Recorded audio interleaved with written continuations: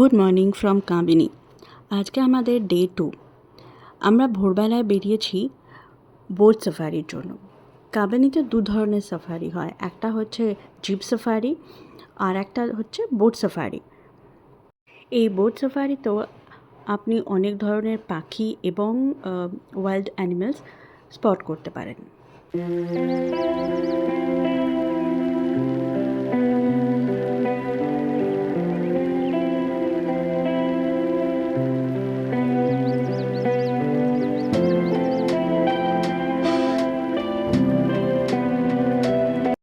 সকাল সকাল নদীর মধ্যে সাফারি করতে করতে ভোর হতে দেখাটার এক্সপিরিয়েন্সটা কিন্তু একটা আলাদাই আনন্দ এনে দেয়।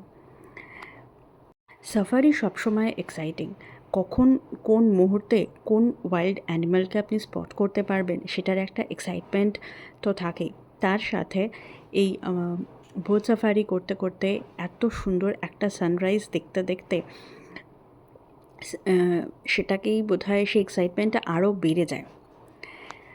আমি আগে কখনো বোটে করে সাফারি করিনি, এটা আমার ফার্স্ট টাইম।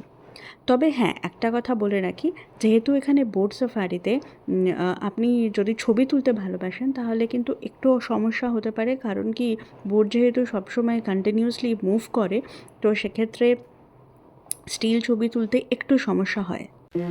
কাবিনী রিভারকে কিন্তু স্থানীয়রা কাপিলা রিভারও বলে থাকে। সকাল সকাল এই সাফারিটা 90 মিনিটসের মতো ডিউরেশনের জন্য হয়। আপনাদের লাক ভালো থাকলে আপনারা হাতি খুব ইজিলি স্পট করতে পারবেন বোট সাফারি করার সময়। আমরা সেদিন সকালবেলায় যদিও হাতি দেখতে পাইনি, কিন্তু আমরা পাখি প্রচুর পেয়েছিলাম, কুমির দেখতে পেয়েছিলাম। আমি প্রথম কুমির দেখেছিলাম, চিড়িয়াখানা ছাড়া কোনো ফরেস্টে প্রথম আমি কুমির দেখেছিলাম। আচ্ছা, আমরা যখন কাবিনী গেছিলাম সেটা ছিল নভেম্বর মাস। অনেক সময় খুব গরম হলে ওয়াটার লেভেল যদি একটু কমে যায় সেক্ষেত্রে কিন্তু সাফারি বন্ধ থাকে, অথবা ভরা বর্ষাতে যখন জলের লেভেল অনেক বেড়ে যায় সেই সময় কিন্তু কখনো কখনো সাফারি বন্ধ থাকে। তো আপনারা কিন্তু বুক করবার সময় একবার খবর নিয়ে নেবেন যে বোট সাফারি চালু আছে কি না।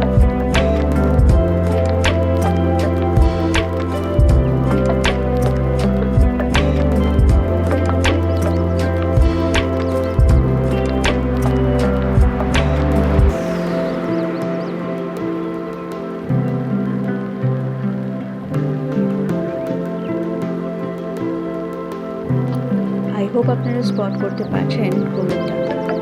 ডাঙার শুয়ে ছিল, বোটের